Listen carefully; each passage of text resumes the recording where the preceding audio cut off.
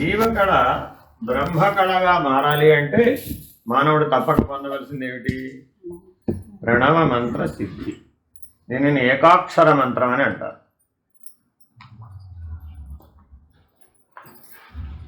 ఆది మంత్రం అని కూడా అంటారు.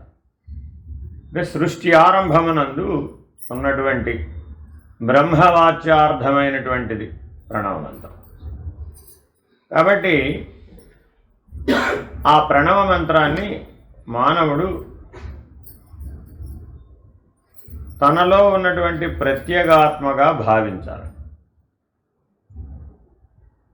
నీలో ఉన్న నేనుకి ఈ ప్రత్యేగాత్మకి భేదం లేదు, ఈ ప్రణవానికి భేదం లేదు. ఈ మూడు ఒకటే. నేనన్నా, ప్రత్యేగాత్మన్నా, ప్రణవమన్నా ఈ మూడు ఒక్కటే. ఈ మూడు ఒక్కటైనటువంటి స్థితిని మూడవస్థలలో గనక ఎవరైనా పట్టగలిగితే, ఉండగలిగితే అప్పుడు ప్రణవ మంత్ర సిద్ధి కలుగుతుంది. చాలామంది ఎన్నో మంత్రోపదేశాల కోసం చూస్తూ ఉంటారు. అన్ని మంత్రోపదేశాలు అవసరం లేదు. అర్థమైందండి? ఏక మంత్రం, ఒక్క మంత్రంతోనే తరించవచ్చు. అదేమిటది? ప్రణవం. ప్రణవోపాసనను మించినటువంటి ఉపాసన ఏదీ లేదు. అయితే అందరికీ ఒక ప్రణవమే సరిపోతుందా? సరిపోతుందా? నీ వివేక స్థాయి, నీ వైరాగ్య స్థాయిని బట్టే అది నిర్ణయం అవుతుంది. అందుకని సన్యాసం స్వీకరించినటువంటి వారందరికీ ప్రణవ మంత్రోపాసన మాత్రమే. అర్థమైందండి? ప్రణవ మంత్రోపాసన మనల్ని గృహస్థులని చేయవద్దంటారు. ఎందుకు చేయవద్దంటారు? మన దగ్గర వివేకం, వైరాగ్యం ప్రణవ మంత్రోపాసన, ప్రణవ మంత్ర సిద్ధిని పొందడానికి కావలసినంత ఉండవని. అర్థమైందండి? చాలా జాగ్రత్తగా ఉండాలన్నమాట. ఆ లక్షణం ఉంటే మన దగ్గర ఒక్క ప్రణవమే సరిపోతుంది. అందుకే మనం సంధ్యా సాధనలో ప్రణవోపాసనకే ప్రాధాన్యత ఇస్తాం. త్రిమాత్రికాయుత ప్రణవమని, అర్ధమాత్రికాయుత ప్రణవమని, అమాత్రికాయుత ప్రణవమని మనం ప్రణవ మంత్రోపాసనని త్రివిధములుగా చేయవచ్చు. 3 పద్ధతుల్లో చేయవచ్చు. త్రిమాత్రికాయుత ప్రణవం మాత్రమే చేయడం. ఇప్పుడు మీరు ఎంతసేపు ఏం చేశారు? త్రిమాత్రికాయుత ప్రణవం. ఈ త్రిమాత్రికాయుత ప్రణవం కేవలం సామాన్యులకే, కేవలం సామాన్యులకే, సంసారులకే, జగజ్జీవేశ్వర త్రయం అనే త్రిపుటికి లోబడిన వారికే. అంతే దాని పరిమితి. ఎవరైతే సాధన చతుష్టయ సంపత్తి కలిగి ముముక్షత్వమే, తీవ్ర ముముక్షత్వమే కలిగినటువంటి వారికి అర్ధమాత్రికాయుత ప్రణవమే ప్రణవం. వాళ్ళు త్రిమాత్రికాయుత ప్రణవం చేయరిక. ఎందుకని? వాళ్ళకి మోక్షం మాత్రమే ప్రధానం. ఆ సాధన చతుష్టయ సంపత్తి వలన కేవలం మోక్షం మాత్రమే ప్రధానం, మిగిలినవి అప్రధానం. సంబంధం లేదు, అవసరం లేదు, త్యజించేశాను అని ఆంతరిక సన్యాసాన్ని కలిగిన వాడెవడు? వాడు తీవ్ర ముముక్షువు. తప్పక ఈ ఆంతరిక సన్యాసాన్ని గృహస్థాశ్రమంలో పొందాలి. అటువంటి వాడు అర్ధమాత్రికాయుత ప్రణవాన్ని మాత్రమే చేస్తాడు. మీరందరూ ముముక్షువులై మీ ఇంటి నుంచి ఇక్కడ దాకా వచ్చారు కాబట్టి కాసేపు అర్ధమాత్రికాయుత ప్రణవం చేయండి.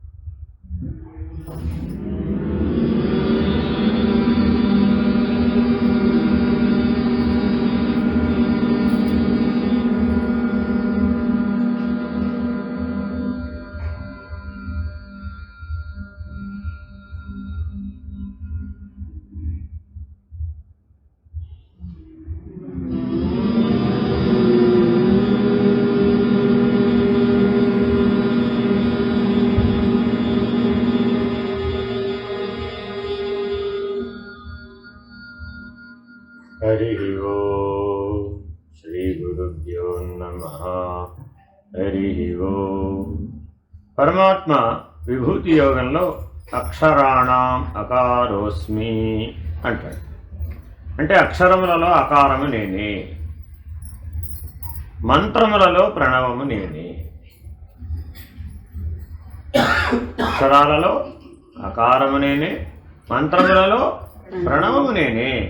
అంటే ప్రణవం అనే మంత్రం యొక్క అనుసంధానం లేకుండా ఏ మంత్రము లేదు.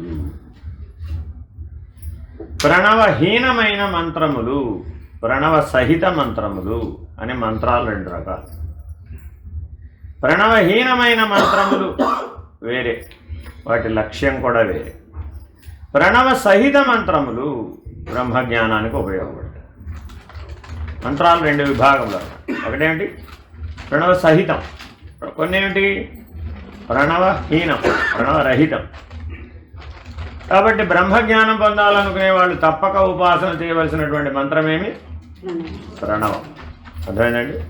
అందులో ఆంతరిక సన్యాసం, ముముక్షువైనటువంటి వాడు ఎవరయ్యా అంటే ఆంతరిక సన్యాసం కలిగిన వాడే ముముక్షువు. ఆంతరిక సన్యాసం కనుక మనకి లేకపోతే ముముక్షువు కాజాలము. అప్పుడు మనం ఎవరవుతాం? ముముక్షువుకు ఆపోజిట్ భుభుక్షువు. అర్థమేనండి. అంటే అర్థం ఏంటి? భోజనం నిద్ర ఈ 2 ఉంటే చాలు భుభుక్షువుకి.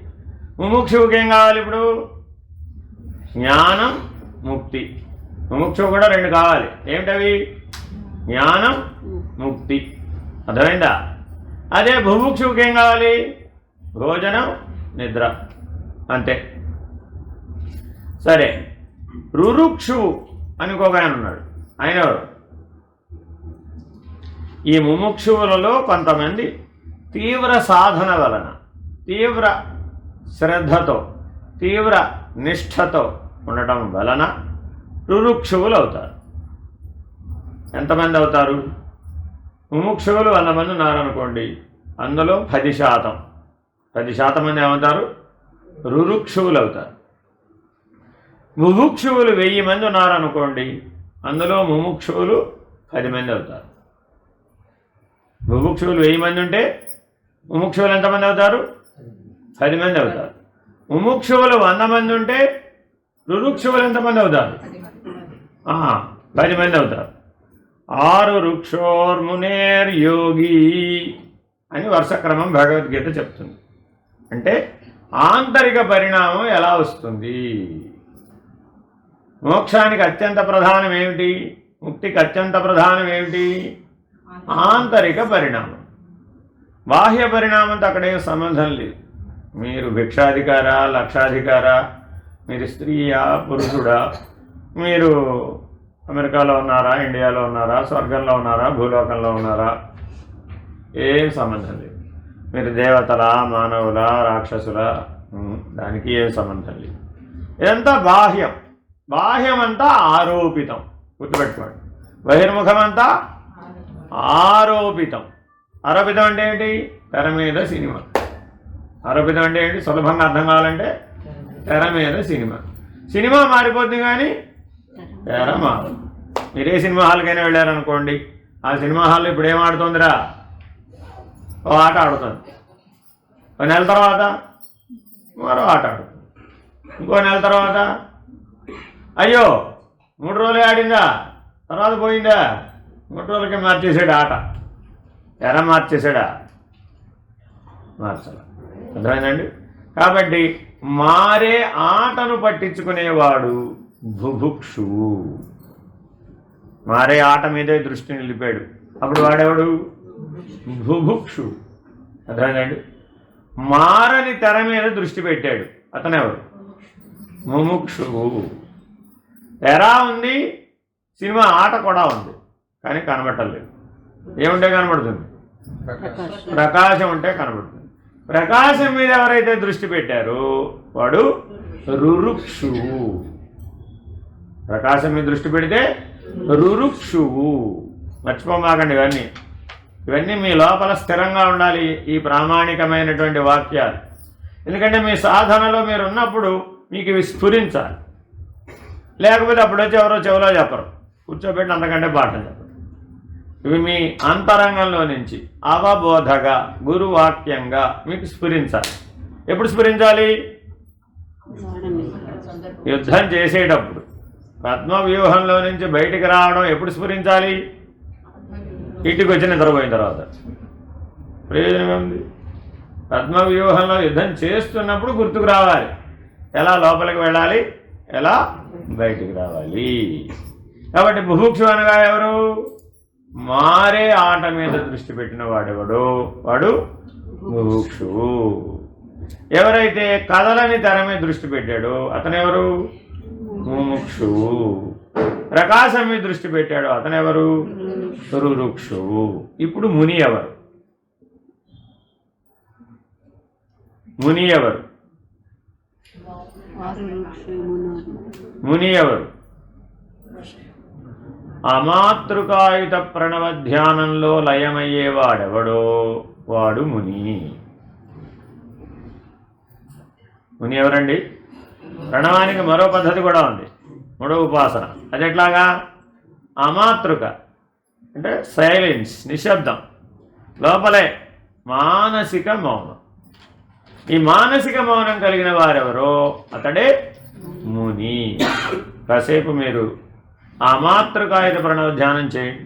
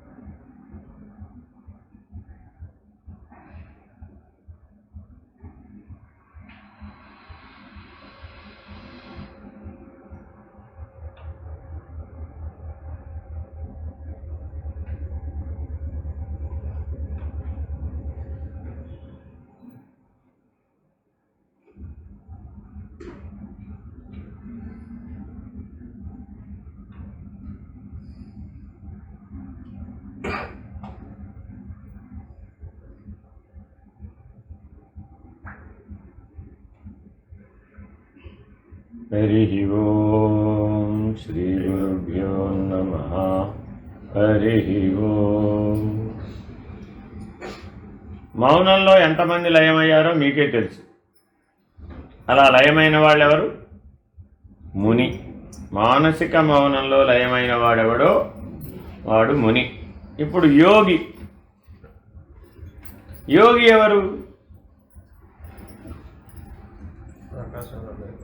ప్రాణ మనస్సులను ప్రకాశంలో లయం చేసిన వాడెవడో వాడు యోగి. యోగి అనగా ఎవరు? ప్రాణ మనస్సులను ప్రకాశంలో లయం చేసిన వాడెవడో వాడు యోగి. ఇప్పుడు ఇది మౌనంగా చేయాలా, మాట్లాడుతూ చేయాలా, కళ్ళు తెరిచి చేయాలా, కళ్ళు మూసి చేయాలా? ప్రకాశం ఎప్పుడూ ఉంది, ప్రాణ మనస్సులు కూడా ఎప్పుడూ ఉన్నాయి. కాబట్టి ఒకసారి ప్రాణ మనస్సులని ప్రకాశంలో గనక లయం చేస్తే, ఆ విద్య నీకు లభిస్తే, ఆ జ్ఞానం నీకు లభిస్తే, ఆ స్థితి నీకు లభిస్తే పునః నీవు భుభుక్షు అవుతావా? ఎందుకని ఎన్ని మెట్లు దాటొచ్చావు? భుభుక్షువు ముముక్షువు అయ్యాడు, ముముక్షువు రురుక్షువు అయ్యాడు, రురుక్షువు ముని అయ్యాడు, ముని యోగి అయ్యాడు. యోగి అయినటువంటి వాడు సదా భ్రూమధ్యమున ప్రాణమనస్సులను కేంద్రీకరించి ప్రకాశమునందు లయము చేయవలయును. ప్రయత్నించండి. యోగి అయిన వాడు ఏం చేయాలండి? సదా భ్రూమధ్యమున దృష్టి నిలిపి ప్రాణమనస్సులను ప్రకాశమునందు లయము చేయవలయును. ఈ సాధన చేస్తే మీరు యోగులవుతారు.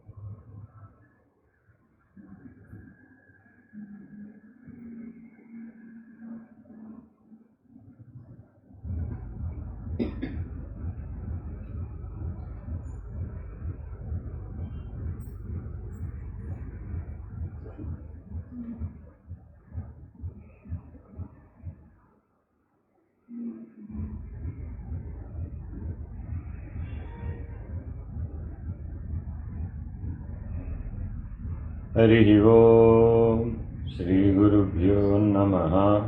హరి ఓం. ప్రాణమనస్సులను ప్రకాశంలో లయం చేసిన తరువాత ఆ ప్రకాశంలో ఈశ్వర దర్శనాన్ని పొందాలి.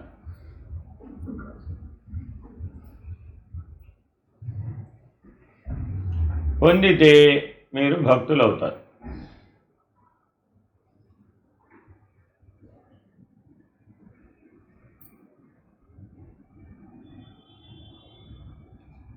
ప్రయత్నం చేయండి.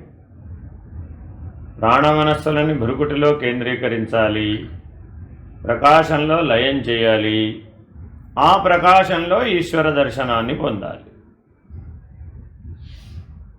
అలా పొందితే మీరు భక్తులవుతారు.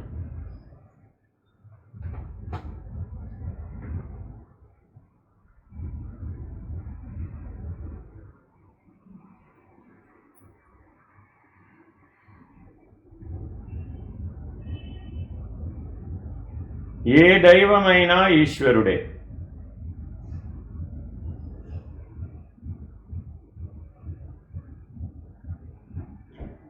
నీ ఉపాస్య దైవము ఎవరైనా ఈశ్వరుడే.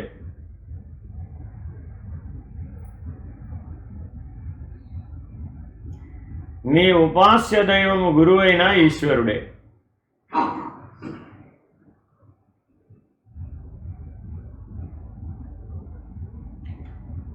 నీ ఉపాస్య దైవము నీవే అయినా అహంగ్రహోపాసన వలన నీవే దైవమవుతావు.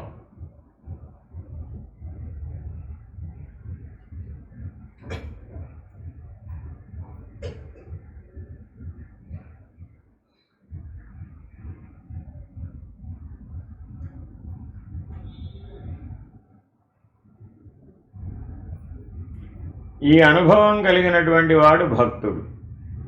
విభక్తము కానివాడెవడో వాడు భక్తుడు.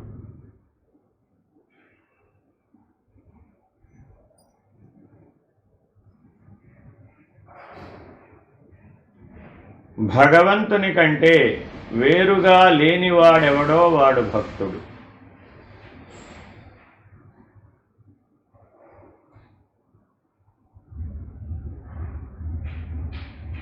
కనబడుతున్న ఈశ్వర దర్శనంలో మిమ్మల్ని మీరు లయం చేసుకోండి.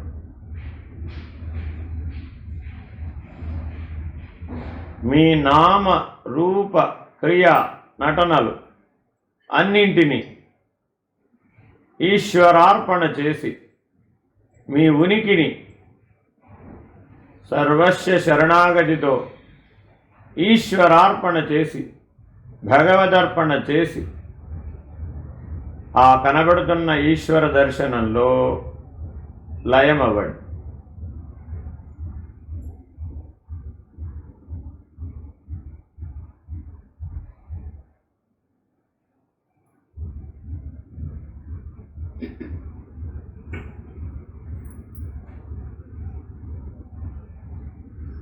ఇప్పుడు కనబడుతున్న దైవమే ఉన్నాడు, నీవు లేవు.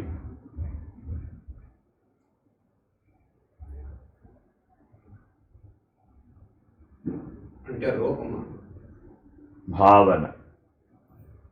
నీవు నామ రూప క్రియలను కోల్పోయావు,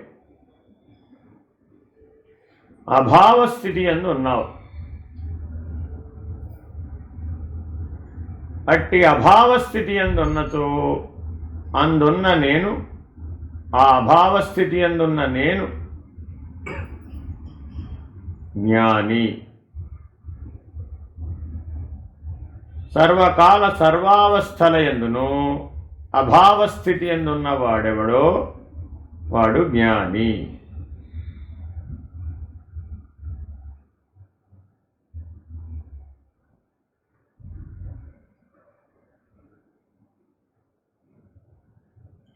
దృఢమైన భక్తి చేత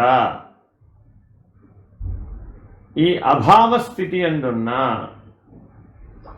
చైతన్య స్థితిని పొందవచ్చు.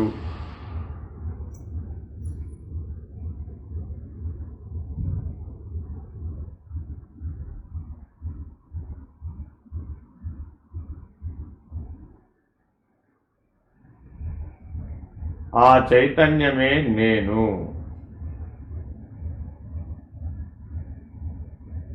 అది సర్వవ్యాపకము, అది సర్వగతము, అది సర్వసాక్షి.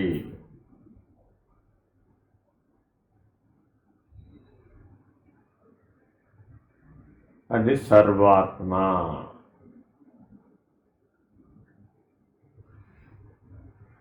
అట్టి ఆత్మస్వరూపుడనే నేను.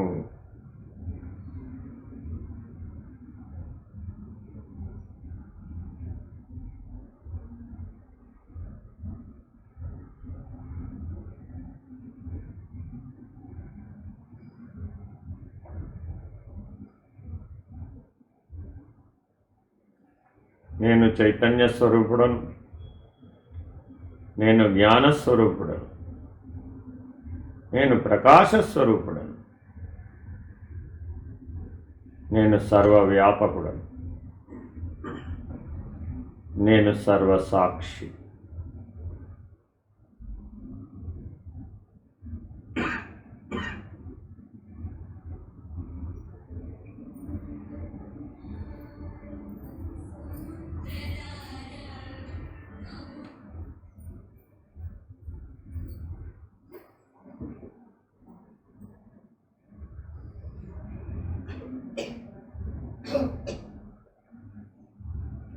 నేను చైతన్య స్వరూపుడను,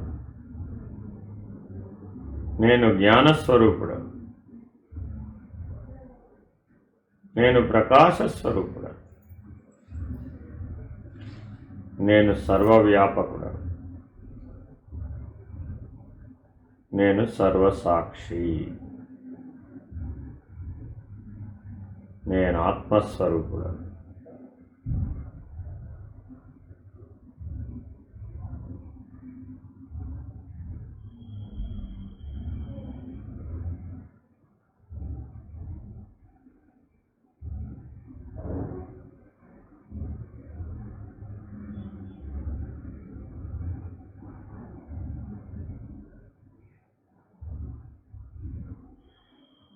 హరి ఓం శ్రీ గురుభ్యో నమః.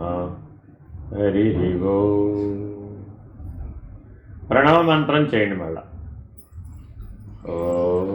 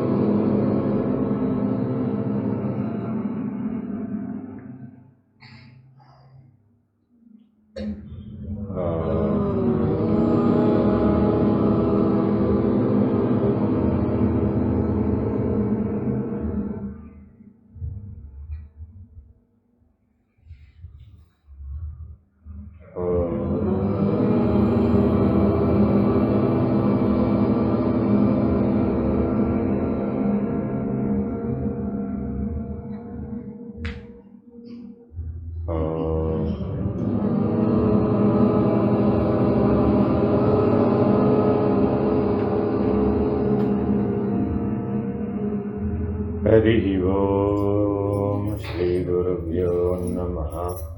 హరి ఓం. నారాయణ నారాయణ. ఈ పద్ధతిని భావాతీత ధ్యానం అంటారు. ఇప్పుడు మీరు చేసిన పని ఏంటండి? భావాతీత ధ్యానం. ఇది గనక రోజు అభ్యాసం చేసినట్లయితే మీ అంతఃకరణాన్ని అధిగమించటం అత్యంత సులభం. ఇది మనసుతో చేసేటటువంటి సాధన.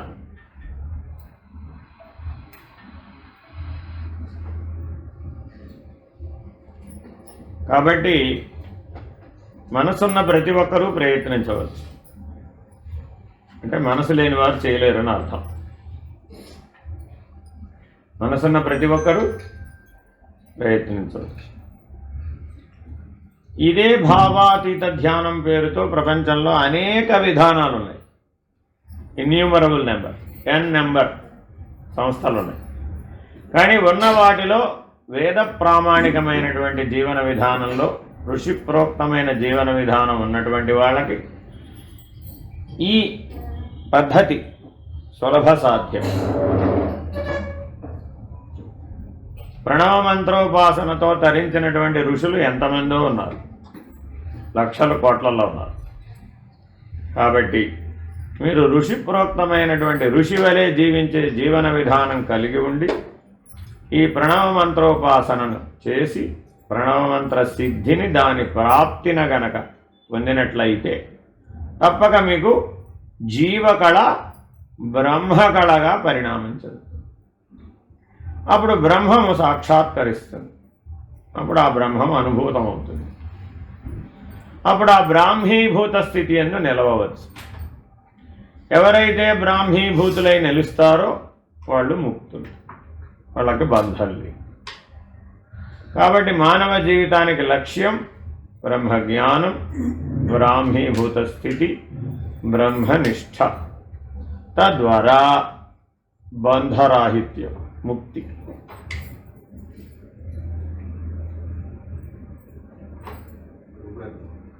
ఒకసారి ప్రణవం అన్నాక అలాగే ఉండిపోదా, మళ్ళీ రెండోసారి అనాలని అనిపించాడు. ఎవరికి ఎలా ఉంటే అలా ఉండొచ్చు, ముందే చెప్పేగా. అనాలన్న నియమం లేదుగా ఇప్పుడు అక్కడ. ఇప్పుడు ఒకసారి త్రిమాత్రక అయితే ప్రణవం చేసావు, తర్వాత అర్ధమాత్రక చేయాలనిపిస్తే వెంటనే మారిపోవచ్చు. ఇన్నిసార్లు అన్న నియమం ఎవరైనా చెప్పారా? నేను చెప్పేటప్పుడు ఇప్పుడు ఇన్నిసార్లు చేయండి అన్నావా? ఇన్నిసార్లు చేయండి అనగానే అది కర్మమార్గం కిందకు వచ్చేసి. అర్థమైందండి? నీ స్థితిని బట్టి ఉపాసన, అప్పుడు అది మారిపోయింది సాధన. ఇక్కడేమిటి? 11 సార్లు చేయండి. ఏం చేస్తావు అప్పుడు? స్థితిని పట్టించుకో. భుభుక్షువుగా ఉన్నావా, ముముక్షువుగా ఉన్నావా, రురుక్షువుగా ఉన్నావా, మునిగా ఉన్నావా, యోగిగా ఉన్నావా, భక్తుడుగా ఉన్నావా, జ్ఞానిగా ఉన్నావా, సూత్రం ఒకటే, సాధన కూడా ఒకటే. కానీ ఇన్ని పరిణామాలు ఆ ఒక్క సాధనతోనే వచ్చేస్తాయి. మరి ఇప్పుడు ఎన్నో సాధనలు చేయడం కరెక్ట్ అంటావా? ఈ ఒక్క సాధన చేయడం కరెక్ట్ అంటావా? చేయవచ్చుగా. ఏమన్నా కష్టం ఉందా ఇందులో? రాళ్ళు ఏమన్నా పిండి కొట్టాలా? కలేదుగా. భూప్రదక్షిణం చేసి రావాలా? కలేదుగా. భూమండలం మీద ఉన్న క్షేత్రాలని దర్శించి రావాలా వద్దా? రావాలా వద్దా? ఎందుకని? ఎక్కడ చేసినా ఈ ఓంకార ఉపాసనే, ఎక్కడ చెప్పినా ఏ మంత్రం చెప్పినా ఈ ఓంకార సహిత మంత్రాలే చెప్తారు, ప్రణవ మంత్ర సహితాలే చెప్తారు. కాబట్టి ప్రణవానికి మంత్రరాజం అని పేరు. ప్రణవానికి ఏమని పేరండి? మంత్రరాజం. అట్టి ప్రణవోపాసన తప్పక చేయాలి. ఆ ప్రణవము బిందు మధ్యమునందు పుట్టింది. ఆ ప్రణవం ఎక్కడ పుట్టింది? బిందు మధ్యంలో పుట్టింది. అనంత సృష్టి వ్యాపించింది, సృష్టిని చేసింది కూడా ప్రణవమే. సృష్టి లయమయ్యేది కూడా ఆ ప్రణవంలోనే. అంటే వ్యష్టికి చెప్పాడు ఇందాక, ఇప్పుడేం చెప్తున్నాడు? సమిష్టికి చెప్తున్నాడు. జ్ఞాని అయ్యావు కదా ఇప్పుడు. కాబట్టి జ్ఞాని వ్యష్టి లేడు కాబట్టి సమిష్టి దృష్ట్యా చూశాడు. అనంత సృష్టి బిందు మధ్యమునందున్న ప్రణవముచే ఆవిర్భవించి ఆ ప్రణవంలోనే మరల లయం అయిపోతుంది. సకల దేవతలు ఆ బిందు మధ్యంలోనే ఉన్నారు, సకల సృష్టి ఆ బిందు మధ్యంలోనే ఉంది. సృష్టి స్థితి లయములు ఆ బిందు మధ్యంలోనే జరుగుతూ ఉన్నాయి. నీవు బ్రహ్మమై బ్రహ్మాండ సాక్షివి. సాక్షాత్తు ప్రణవమే నేను. నీలో 96 కోట్ల కణాలు ఉన్నాయి ఈ శరీరంలో. ప్రతి ఒక్క కణాన్ని ప్రణవ మంత్రంతో పూరించడమే సాధన. అంటే ఎన్నిసార్లు ప్రణవం చేయాలి? 96 కోట్లు. ముక్తి వస్తుందా రాదా? 96 కోట్లు లెక్క పెట్టకరు. 96 కోట్లు ఏం లెక్క పెడతావు? దాని అర్థం లెక్క పెట్టమని కాదు. నీలో ఉన్న ప్రతి కణములో నుంచి ఓంకారం ప్రణవనాదం ప్రకటితం అవ్వాలి. అలా చెయ్యాలి ఈ సాధన. అలా చేస్తాడు పీఠాధిపతి. ఒక పీఠం మీద కూర్చున్నాడంటే, గురుపీఠం మీద కూర్చున్నవాడు ఏం చేస్తాడు? ప్రణవ మంత్రోపాసన చేస్తాడు. ఎంతగా చేస్తాడయ్యా అంటే అతనిలో ప్రతి కణము ఆ ప్రణవ నాదంతో నిండిపోయి ఉంటుంది, ప్రకటితం అవుతూ ఉంటుంది. అతని చుట్టుపక్కల ఉన్న ఆరా అంతా, ఆ వైబ్రేషన్స్ అంతా కూడా ఈ ప్రణవ నాదంతో నిండిపోయి ఉంటుంది. ఆ ఆరాలోకి రాగానే ఎంతటి వాడైనా సరే దానికి లొంగిపోవాల్సింది, ఆ స్థితిలో ఉండిపోవాల్సింది. ఆ ప్రణవనాదం యొక్క శక్తి అది. అటువంటి సిద్ధిని సంపాదించాలి. ఇవన్నీ జ్ఞాన సిద్ధులు అంటారు వీళ్ళు. ఇవి యోగ సిద్ధులు కావు.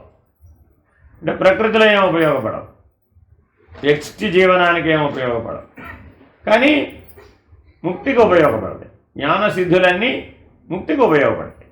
కాబట్టి ఇటువంటి మార్గంలో అందరూ తప్పక ప్రయాణించవచ్చు. హరి ఓం శ్రీ గురుభ్యో నమః. హరి ఓం. ఓం సహనావతు సహనౌ భునక్తు సహ వీర్యం కరవావహై తేజస్వినావధీతమస్తు మా విద్విషావహై. ఓం శాంతి శాంతి శాంతి. హరి ఓం శ్రీ గురుభ్యో నమః. హరి ఓం. నారాయణ నారాయణ.